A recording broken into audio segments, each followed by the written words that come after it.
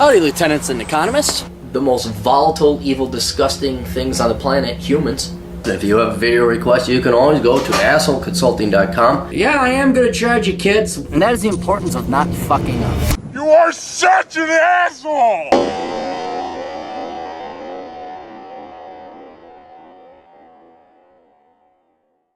Good morning. Oh, there was much anger and hatred. Much anger and hatred. Past couple days, because I think 5 of you, I don't think I've had 5 people send me the same thing once.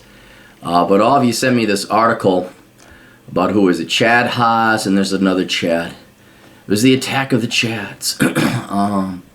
Here's another one. Chad Albright, to both soy boy, hideous, ugly gentlemen, and then a woman by the name of Katrina Williams. All 3 of which decided that they would escape the United States and go to a foreign country so they didn't have to pay off their student loan debt. And you guys are all very upset because these guys are thieves, but what we gotta do is we gotta get beyond what's at the face of it. We gotta get beyond the fact that these people are thieves, that they are parasites. Because I know the natural, oh my God, Aaron, can you believe it?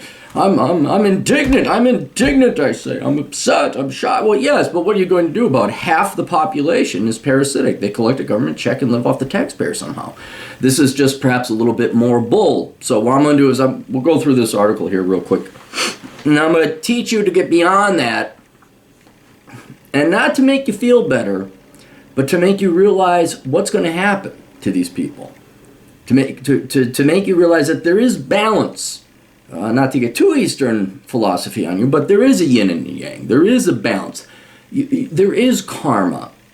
These people are not going to get away with it because ultimately what they're trying to do is escape themselves. So, from CNBC, these Americans fled the country to escape their giant student debt, and a lot of them are giant. That's a point right there. This one guy, Chad Haig, they lead with Chad Haig. He has $20,000 in student loans. That's nothing. And this guy was such an inept fool, he wasn't able to work up the modicum of money that was required to service that debt. But we'll continue on.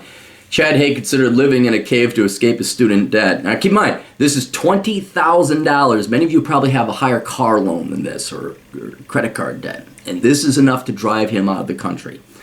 He had a friend doing it, but after some plotting, he settled on what he considered a less risky plan. This year, he relocated to a jungle in India. I've put America behind me, Haig 29 said. He now lives at a concrete house in the village of Ukachata for $50 a month. His backyard is filled with coconuts and trees. I saw 4 elephants just yesterday, he said, adding that he hopes to never set foot again in Walmart. His debt is currently on its way to default, but more than 9,000 miles away from Colorado, Haig said his student loans don't feel real anymore. Neither does his family or the network of friends, if he had any left, by the time he left. It's kind of like if a tree falls in the wood and no one hears it, does it really exist, he said. Now keep in mind, this is a guy with a degree in philosophy, and that's the grade level philosophy he pulled up. And yes, ladies and gentlemen, they all have worthless degrees. They are all worthless people with worthless degrees. We could assume that one here today. These are not civil engineering majors. The philosophy major concedes that the student loan balance of around $20,000 is as large as the burden shouldered by many other borrowers, but he said his difficulty finding a college-level job in the U.S. has made that debt oppressive nonetheless. It's funny, there's no such thing as a college-level job. There's STEM-level jobs, and then there's everything else. There's up here, and then there's crap. If you're not making a living wage, Haig said, $20,000 in debt is devastating. No, it's not. Again, he's weak. He's very weak. He struggled to come up with $300 a month he owed. See? He can't get $300 a month. The first work he found after he graduated from the University of Northern Colorado in 2011, when the recession's effects were still palpable, was on-again, off-again hours at a factory unloading trucks and constructing toy rockets on an assembly line. That's appropriate work for a philosophy major. That's what you're skilled for. That's what you're qualified for. He then went back to school to pursue a master's in comparative literature. Anything to avoid a real job, right? You guys know this. I don't have to highlight this anymore. I just want to point out that there is an algorithm as concrete and finite as Google's algorithms to look up curse words and bad words. That's how scripted and predictable these people are. They are not independent-minded thinkers. These are robots. These are automatons. After they tried to make it as an adjunct professor, but he could still barely scrape a living together with one class a semester he was assigned. Another point and purpose here. You guys all think people are making off like bandits in academia. No, the liberal arts and humanities are flooded with worthless masters and doctoral candidates. And there's just a flood of them. They're not making the money. That was a one-trick pony for the baby boomers. Now they can't make any money. Haig had some hope restored when he landed full-time work. Okay, He couldn't afford him. I just want to keep on going. This year, he married an Indian citizen, a professor at a local college. So he's living off of a girl. He now has a 5-year spousal visa and plans to renew it when the time comes. Adjusting to the new country, admitted, has not been easy. Some toilets here are holes in the ground you squat over, Haig said. Recently, he ate a spoiled goat meat at a local restaurant and landed in the emergency room. I bet you he didn't pay for it. Still, he said, I have higher standard of living in a third world country than I would America because of my student loans. That's a lie. That is a lie right there. He does not have higher standard of living.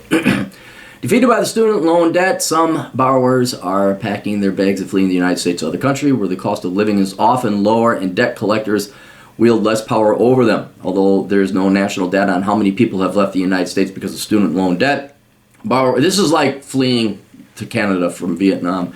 Borrowers tell their stories of doing so in Facebook groups and Reddit channels. How-to advice is offered on some personal financial websites. It may be an issue if we see an uptick in it if trends keep up, said Barmak Nisarian. Some statistics. Let's get to another one. It's risky. The loans do not disappear when you become an expat, said Mark Kamtrowitz, a student loan expert. Well, this is just common sense. You don't have to be an expert. They will accrue. They will grow exponentially at the power of compounded interest. And you cannot necessarily have your wages garnished. But if you borrow from the federal government, now this is happening to a bunch of old baby boomer women who thought that after I divorced my husband and I signed up for a loan to get my master's in public health administration, then I could go ahead and I don't have to pay those loans back because I'm a woman, I'm on a fixed income. Oh. And then they find out when they collect Social Security that their Social Security check is garnished. So it's there. It's not going anywhere. Now, Democrats get elected and they decide to bail out students like they bailed out the banksters, and then both are scum. And both are scum. Both are thieves. Both are parasites. But in the meantime, I mean, this is going to affect your credit report. I mean, it doesn't go away. The record is there that you didn't pay your student loans. Chad Albright, let's go on to the second one, attended Millersville University in Pennsylvania where he studied communications and history. He graduated as the Great Recession was beginning. It didn't matter if you, guys, if you graduate with a liberal arts degree, a humanities degree, it doesn't matter if you graduate recession or booming economy. No one's going to hire you. He couldn't find anyone to hire him in his chosen field, which is what? Talking? I love communication majors. They're so stupid.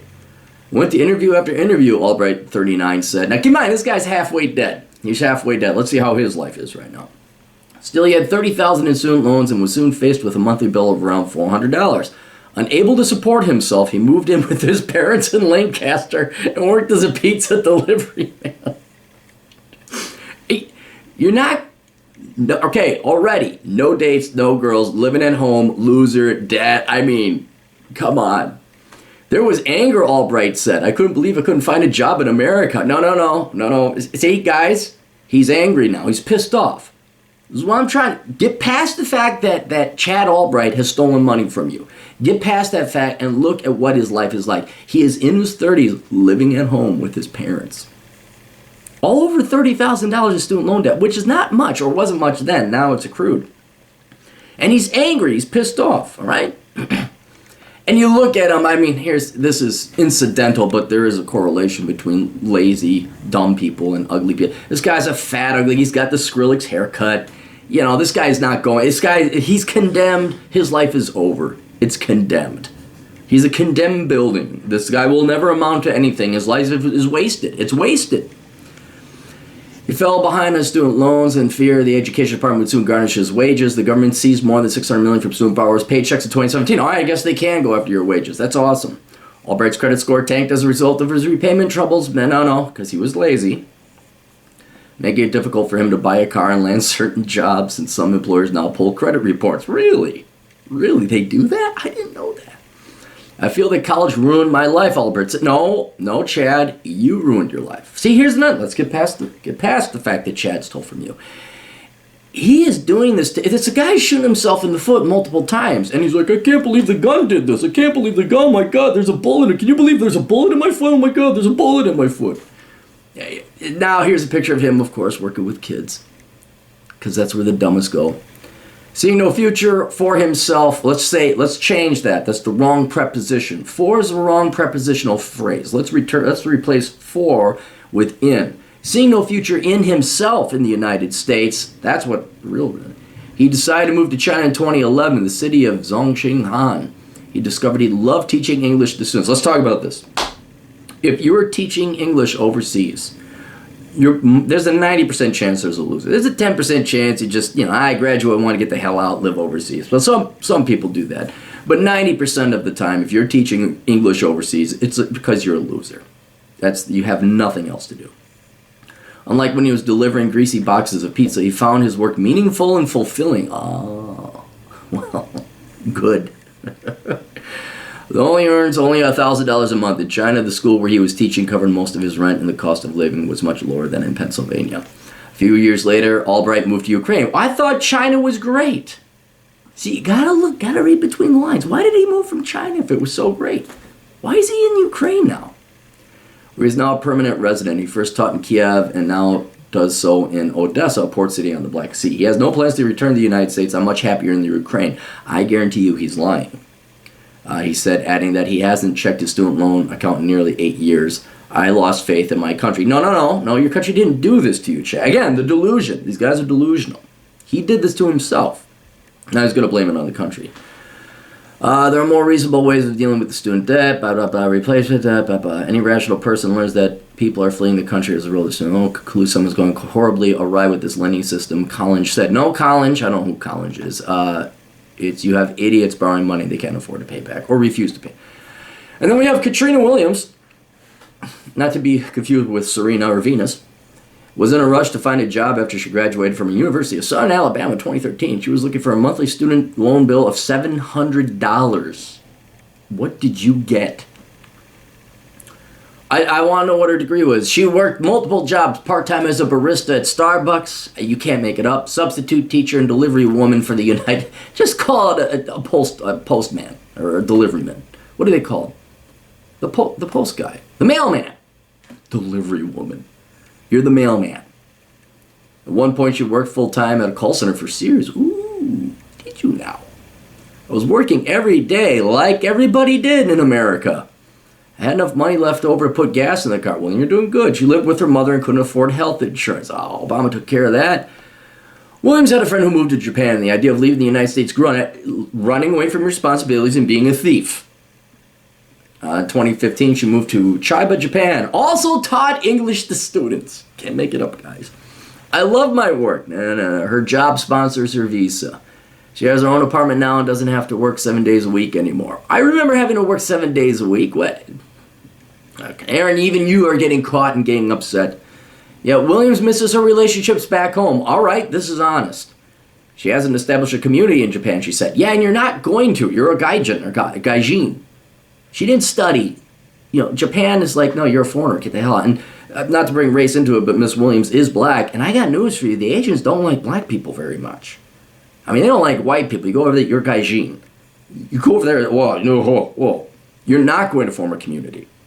And this is another thing that these people lie to themselves about, is that just going to a foreign country, whether you know it or not, you have biological, cultural, ethnic, familial, and social roots within the country you are born and you're raised in. It just happens. That is an efficient network, like a plant that has roots going into the ground that supports the plant's life. Now, you have uprooted yourself and planted yourself in foreign soil, quite literally. And it doesn't mean your roots are going to take or the soil is hospitable. There is going to be strife and struggle no matter what. And it's not worth giving up on a $20,000 student loan bill. But these people are dumb. They're dumb. And they're lazy. No CNBC, I don't want to subscribe. She hopes to return to the U.S., but knows she'll be welcomed back by wage garnishments and endless calls for collection agencies. Her student loans ballooned to well over $100,000 because despite Miss Williams being a college graduate, she doesn't know how exponential math works, which she should have learned in the 5th grade. I wish I could come back to America and not be scared. You're afraid of yourself, dear. All right. Now, I know you're all upset that these parasites, these thieves, have stolen your money. And they have. They are thieves. They are parasites. These are vermin. These are, I mean, someone who's just neutral, like leaves you alone, doesn't live off of you, that's fine. Live and let live. These people did not live and let live. They have stolen from the American people. They are thieves. Right? And some of them may not be coming back. Miss Williams, I think she chose probably the worst place to go. And that would be Japan, where you just are not going to be welcome. You're not going to form those roots. You're not going to, again, gaijin. You're going to be a gaijin. She's going to have to come back. Chad Albright, I think he is established now. I think he will stay in Ukraine. He will never come back. He will make off with the money. And I believe the other guy, Chad Haig, now that he's married and he is so afraid of work, that fear will keep him in India. And he seems to have established roots, so he'll probably not come back. And you won't see your money. But let me explain to you why these people are still going to pay in the end. Whether they suffer like Miss Williams is culturally, or whether if they come back to the United States, which is unlikely for some of them, and be faced with garnishment, credit score problems, and all that. Outside of the financial and sociological and demographical ramifications of living overseas or coming back, all of these people have two things in common. They're both dumb and they are lazy. And these are things that are inherent to their personalities. They're inherent to them. And therefore they cannot escape. Like I'm 5'8". I cannot escape that fact. All right? Somebody who is handicapped, if you are, you have some kind of nervous disorder, you can't escape that fact. It is inherent, just as the genetics, just as I am 5'8", just as I'm getting gray hair, these people are just as inherently dumb and lazy. And by this age, they're not going to get rid of it. These are bigger handicaps than a physical handicap is. Being dumb and lazy are probably the worst handicaps you could possibly have as a human being, because it makes life so much harder. First, they're all dumb. They didn't know. They literally didn't know. You could say they're dumb because they're lazy and they didn't pay attention to how exponential math works, admittedly. But they're dumb. And life is a lot harder when you're stupid. It's just a lot harder. And so they're going to try and go for easy, low-hanging fruit. I'm going to teach English overseas. I'm going to marry. But dumb people, inevitably you're going to have to find a job somehow. You're going to have to carry your weight somehow. And these cultures are not going to be as forgiving as the United States, especially to a foreigner. I can only imagine what it's like being Mr. Haig and marrying into this Indian family where the father is looking at his daughter marrying this American parasite, this American thief, saying, what the hell did you do? What? I mean, already there's going to be a ton of social, familial, cultural, I don't want to say hatred, but it's going to be an uphill battle for this dumb idiot. And what's he going to do? What is he going to do? He's not working. He's not skilled at anything. He's going to have to do manual labor. I mean, I wanted to know what Chad's job was in India. What does he do for a living to carry and support himself? So he's at minimum parasiting off of his wife. The other Chad over in Ukraine, he is going to be living a poor life because he's not that bright. Oh, he teaches English. Wow, you teach English? You already spoke. Something happened in China. He was too stupid to hold his job in China. Now he's over in the Ukraine. You know, these aren't going to be. They're not going to say, "Hey, I had to get serious and become a nuclear physicist. I'd become a doctor." They are condemned to working manual labor. And then Miss Williams, again, teaching English. Again, she's not going to go. I want to know what her degree was, but I'm just going to go off on a limb and assume it's not chemical engineering. So these people have not the skill to command a decent salary in order to improve their lot. And their debts are going to accrue until they are dead. They will never pay off those debts. So they never have the choice to come back to the United States unless they wish to operate at a huge financial handicap, which is great because that's what thieves deserve. Then there's lazy. Lazy is a choice, and it's worse than being dumb. Dumb is not a choice, but lazy, oh my God. That's a crippling handicap, because even if you aren't smart enough to be nuclear physicists or something like that, at least if you have a hard work ethic and a bit of intelligence, you can do math like simple subtraction and addition. You can work your way out of things. You can still work your way and enjoy a decent standard of living, whether it's in the United States or overseas. But these people are not. That's why you got to understand how lazy and how cowardly they are of real work. They are definitely afraid of work. $20,000 in student loan debts, and you're living at home. You're so afraid of working a real job. Williams, you had to work 7 days a week, really? Oh, that's just so bad. Because no one ever did that ever. They're so weak. They're so afraid, and life is basically work or die. Unless you're rich, you got a government. You got to work or die. And that constant fear, because laziness, their fear of work overrides their desire to live. It's just this constant battle, this constant stress, this constant fear of, oh my God, I gotta work. Instead of like, yeah, let's get it done. Get her done. They wake up every day fearing what is a necessary evil. You gotta work. And you want to get worked up about it and stress and strife over it? Or do you want to just get it done? And now their debts is accruing. It's getting stronger and stronger, this beast. It's not just working to survive, but they got to work to pay off the student loan debt.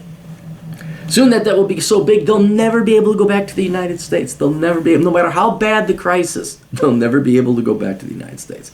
They won't see their family. They won't see their friends. Although these low quality, low caliber of people, I'm pretty sure they've alienated any quality family members or friends from the United States.